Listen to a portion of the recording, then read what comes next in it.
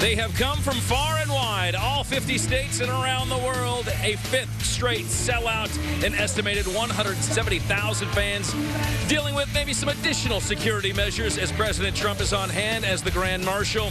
It is the 62nd Daytona 500 and race day conditions 75 and sunny, perfect right now. Perhaps a chance of rain later in the day, but here's hoping it holds off. A 318 green flag.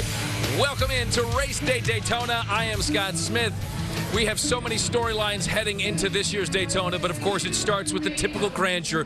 The great American race. We are in the infield here with the fan experience going on behind me. A band to my right, having a lot of fun. It is Race Day. Among those storylines that we've discussed, of course, it is the swan song of Jimmie Johnson.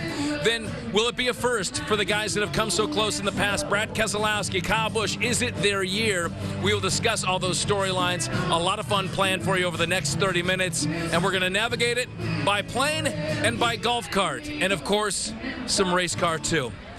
Yes, the front row is already set, and it is Ricky Stenhouse Jr. sitting right there at the top. He is our pole sitter going into the day. Now with JTG Doherty Racing, a Hendrick-built engine under the hood. Then you have Hendrick's driver, Alex Bowman, also in the front row, sitting number 2 for the second straight year. Remember, no pole winner has ever won the 500. Stenhouse fired up to be the first. There's a handful of us that... We welcome in NASCAR rider for the Wire Services, Holly Kane. Great to see you. I know it's been a long week for you, too. It feels like you're preparing for a race yourself. I know conditions here on the track are perfect, and as a rider, I'm sure they are as well, right? They are. I'm ready for the green flag. So, you know, if desire could get you to victory lane, then they'd all have it. You know, Stenhouse is one of those guys. He wants to get there. It's a prove-it year for him, and there's probably a handful of guys that you could say that about.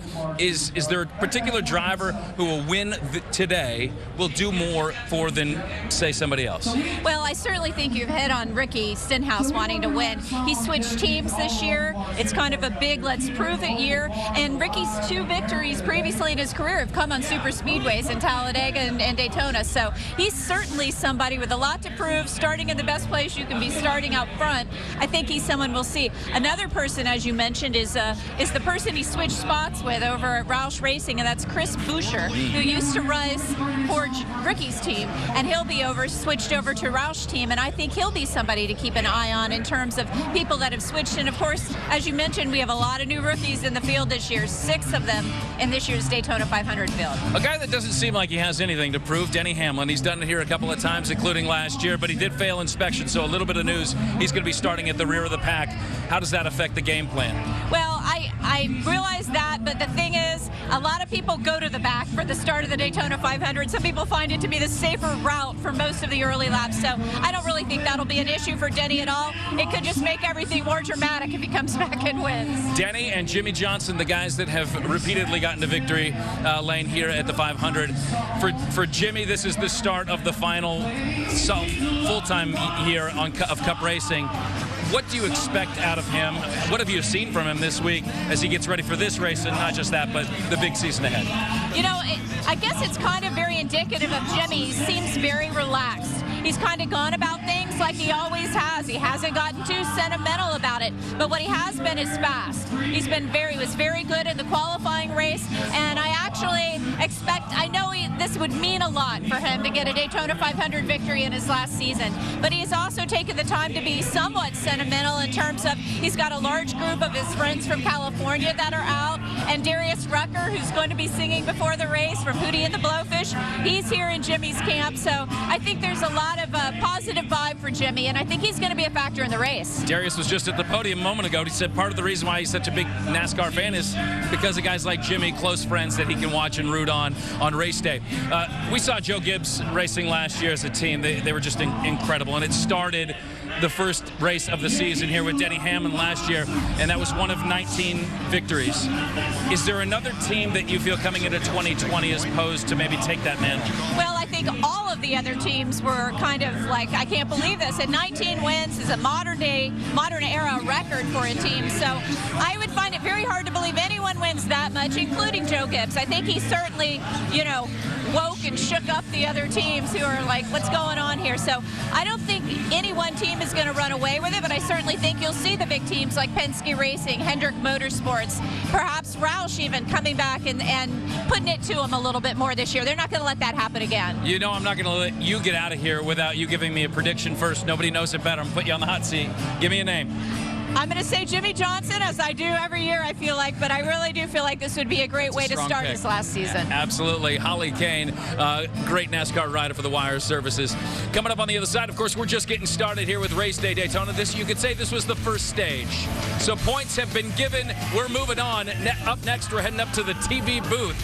Did you know that the two maybe most memorable first-time Daytona wins, Waltrip's win in '89 and Earnhardt's win in '98, coming up, there's a connection. I catch up with the common thread between these iconic races. Broadcasting great Mike Joy.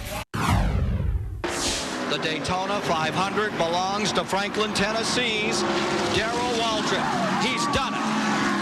Here comes in his 17th attempt winning the Great American Race, driving the number 17, Darrell Waltrip finally able to get victory at the high banks of Daytona. And who was there to greet him in victory lane? Of course, Mike Joy, then with CBS as the pit reporter, and there with DW for the celebration. A glimpse of what was, of course, to come as the two paired up to be the face of NASCAR on Fox. 1998 was his first calling of the Daytona 500, and that was when Dale Earnhardt won his first and only getting to victory lane here at the 500. And, of course, moving on to NASCAR on Fox, where he has been the lead voice ever since. Welcome to Daytona. I'm Mike Joy with Hall of Famer Jeff Gordon, and we all. I know the drivers get the butterflies Daytona week. What about from the broadcast booth? Oh, it's too late for that. It's after 20 years of doing this with Fox, and then 17 with CBS before that, it was way too late for butterflies. But there's always a great anticipation, always a great excitement about the 500. No two are ever alike because the rules change pretty much year to year, and so do the drivers. Look at how low this car is going through turns 1 and 2. How has Jeff kind of transitioned in his role from driver to now broadcaster, from your kind of hands-on experience to now he's probably been able to take the wheel a little bit more, so to speak?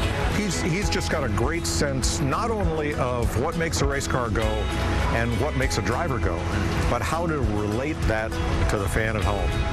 He doesn't over-talk it in technical terms, and I think he really takes the viewer along for the ride. And he's a self-starter. I don't have to feed him questions. He knows what he wants to talk about and knows what he wants to convey, and has a great sense of how it will be received even before he says it, and that's very rare. 20 years of NASCAR on Fox. What has this ride been like? I think the greatest change has been technological, and we're bringing into the viewers' homes. And what's really driving this? Video games, iRacing. The level of technical support that the gamers have, well, they expect that from their race telecasts as well. And NASCAR's responded. We have telemetry, we have steering wheel angle, we have throttle percentage, we have brake percentage. So please tell me that in order to relate, you've taken up playing more video games. No, quite the opposite. No. Quite the opposite. Boogity, boogity, boogity. Let's go racing, boys. So Darrell Waltrip no longer by your side after 19 years. How strange is that? It's very strange. You know, it's like living with a family member for 19 years, and then all of a sudden they've moved out of the house. With Darrell retiring, it'll be a two-man booth with just Jeff Gordon and myself. We'll have a lot of help from the studio in Charlotte with Jamie McMurray and Larry McReynolds, and we got a great group of people on pit road. So I think what we'll be able to do is maybe let the telecast breathe a little bit more in between taking the viewer to different places in the action. But I think the quality of what we put on the air is certainly going to be the same. It's just going to be the level and number of voices at any one time will be a little different. I think the number one thing is people want to know, how's this race going to start? There's no boogity, so do you or Jeff have something up your sleeve that we're going to see on Sunday? We have a plan. I love the intrigue. We are all waiting on that plan, but in the meantime, would you take a peek at this beast? A 1977 AMC Gremlin. This is the personal vehicle of Mr. Joy. Fully restored in all its glory. Interior is impeccable. In fact, as you'll see during the Fox broadcast a little bit later on, they literally took this bad boy for a joy ride, so to speak. They went out on the track, and I'm told he got up to speeds of about 75 miles per hour. Nice. Can't wait to see what's under that hood. Plenty more to come on Race Day Daytona. Our hometown product, Eric Almirola. He has been outstanding on super speedways and is poised for a big performance here today. But not before first reaching speeds in excess, golly, it had to be 15, 16 miles per hour. That's right. We hit the golf cart with Mr. Almirola next on Race Day Daytona. The fans are pouring in. We are 2.5 hours from that green flag going up and the 62nd Daytona 500 at Daytona International Speedway. And of course, it's packed for the 5th straight year. It is a sellout. And a little bit more intrigue as the President of the United States is going to be here as the Grand Marshal, President Trump, the first ever sitting president to be the Grand Marshal of this year's race. And you can see those stands, they will be packed as well. From end to end, this is the only way to kick off the NASCAR season right here at Daytona International Speedway. We'll be right back.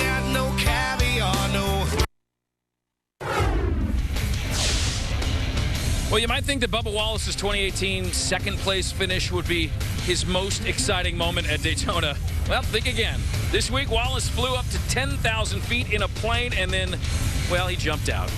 The Richard Petty driver floating down to the infield, and after a not-so-smooth landing, well, he jumps up, of course, as if he had just won the 500, saying it was the biggest adrenaline rush that he has ever felt, which, of course, says a lot as a guy that drives in excess of speeds of 200 miles per hour. Speaking of exhilarating, have you ever wondered what it would be like to ride co-pilot with one of these drivers? To sit next to them as they hold the steering wheel and with exhilarating speed just whip your hair back? I actually had the opportunity to do that this week with our good friend and Tampa native Eric Almirola, but it was not the number 10. No, something with a touch less horsepower. What do you got underneath the hood of this bad boy? Well, it's a secret. It's proprietary. In gator skin? In gator skin. You know it. Florida. You know how to do it right for the Hotan boy. Florida proud. Okay, here we go. We're going to go for a little spin around Mr. Almirola's neighborhood. Who was that? Marketing guy for Stewart Haas Racing, Mike Verlander. I'm a waver. I even waved, yeah, like even at home, like in North Carolina, I waved to everybody in the neighborhood. I'm like, hey, how's it going? And I get really mad if somebody doesn't wave back. And then if it's the same person multiple times that doesn't wave back, like if I'm recognizing the trend, then I purposely will like not wave at them. They lose that. They've waived their right to wave. That's right. I feel like a point says, I know see you. I know you. I'm looking into your soul. Yes. All right, where are we at right now? So this is the fan area here inside Daytona International Speedway. They announced a complete sellout for the weekend this weekend. I heard. I think they're estimating somewhere in the neighborhood of 175,000 fans on property. Everybody comes and camps out, stays in the infield right where we're at, and they grill out and hang out, have a good time. It's probably not that different than what you're doing, right? Except maybe minus some of the heavy drinking. Yeah, so I try and stay away from the heavy drinking. That's usually not in my pre-race regimen. No. The word I'm hearing with Eric Almirola this year is motivated. This year for me it's really a little bit different. In all the years in the past, I've always thought about me. And I've really come into this year about, thinking about others and thinking about the guys on my team. And that's got me more motivated this year than ever, just because it's not about me. It's about trying to help, the guys on my team and trying to help my sponsors and everybody get the recognition that they deserve. And it's really changed my complete mindset, and it's got me fired up. So they had a big time last night. When I drove by there last night, I was like, yeah, they're not going to be up early. So it's 10:35 in the morning, and still nobody is awake there yet. Do you ever dip into any of these parties? Every once in a while, I've snuck into a few parties and just surprised some people and shook some hands, but I have never participated. Again, we go back to the basics. When I'm here for work. It's strictly business. All partying happens after the checker flag falls if you win. We went into last year with high expectations, and we didn't meet those expectations, so that's disappointing. And so some changes inside the organization. We swapped, some teams and personnel around, and all that was in an effort to achieve, our level of expectations, and our expectations are high, and I love that. Would you look at this gentleman's pants over here going into the bathroom? I mean, look how patriotic those pants are. Well, it's a flag. Yeah, so that's probably his pajamas. Flag pants. So we have a lot of, so those are showers. That's his pajama pants, man. I feel like that was kind of an intimate moment right there. We saw a gentleman in his pajamas rolling out of bed. Yes. He probably wasn't ready for a camera. He was not ready for that. That's okay. I did suffer a little bit of windburn on that ride. You did? Yeah. I'm sorry. I feel like I need to grow a beard out too for protection. You should. Is that what that is for? Well, it's not for wind protection. It's mostly just to look manly and tough. Yeah. You can catch him in the Smithfield number 10 as he gets going. He's in the 5th spot here today for the Daytona 500. He has a new crew chief in tow as well, Mike Bugaravich, leading the charge. Coming up on race day Daytona, well, it would not be a preview of the Daytona 500 if we didn't talk to the real experts, the race fans. I take a deep dive into the infield to find the true diehards and get some predictions when race day Daytona continues. Welcome back out to Race Day Daytona. Scott Smith here live from the infield of the Daytona International Speedway as we count you down to the start of the 62nd running of the Daytona 500. As you can see behind me, the real fuel that powers this sport is the race fans. They are diehard. They're here for a good time. They're here to see some good racing. And if you ask them, they all have an opinion on who's going to win it. How many Daytona 500s have you guys been to? This is our first one. This has been a bucket list thing for me. So many people, and everyone's super friendly. Does it change year after year, or? It gets better. We absolutely love it. You can definitely feel the energy in this place right now. And we haven't gotten started yet. Could that be the beer? It could be the beer. I like your beard. Thanks. Wait, you're taking pictures on your cell phone, but you're holding this giant camera. Yeah, I use both. We're playing a game called What's in Your Koozie. Oh. Can I get one guess? Yeah, you can. It's our honeymoon, so we're just going to party. Yeah. Congratulations. Thank you. When was the wedding day? It was back in November. Okay, so this has been a long honeymoon. Yeah. What's your name? My name's Jody. This is Jody. What's your name? David, Jody, David. I'm connecting fans this weekend. All right, I need your prediction. What's going to happen on Sunday? Oh, Jimmy Johnson's going to win. You've said that so matter-of-factly. Why would I even ask that question? Right. Kyle Busch. There you go. Oh, here we go. Well, we always like the Stewart-Haas team. I'm rooting for Chase Elliott. Wallace, number 1. Rooting for Ryan Preece. I think Harvick's going to pull it off. I'm sticking with Bubba Wallace, good old Bubba. Chase Elliott. Husband, what do you say about that? It's good. Same driver. You agree? So you guys have already come together on this. It was an agreement we made before we got here. Okay, that was like on the drive over. You're like, hey, look, we have to agree on this. If you want to ride home, we need to agree. I'm rooting for Blaney. He's got to stay out of the big wreck, though, huh? How'd you become a Ryan Blaney fan? You have 3 pairs of glasses on. That was impressive. What do they all mean? Washington, where its sun don't shine. The Florida sun is so hot that you need 3 pairs. Two can play at that game, my friend. Of course, the Florida sun, it's out right now, and we hope that it keeps going. We are getting ready for the green flag to go up. 3:18 is when this race gets going. Of course, our network coverage is up next. And I wouldn't leave you without giving you my pick. I'm going local. I'm going a guy that wants it probably a little bit more than anybody else in the field. Eric Almirola is my pick to win the Daytona 500. Take that for what it's worth.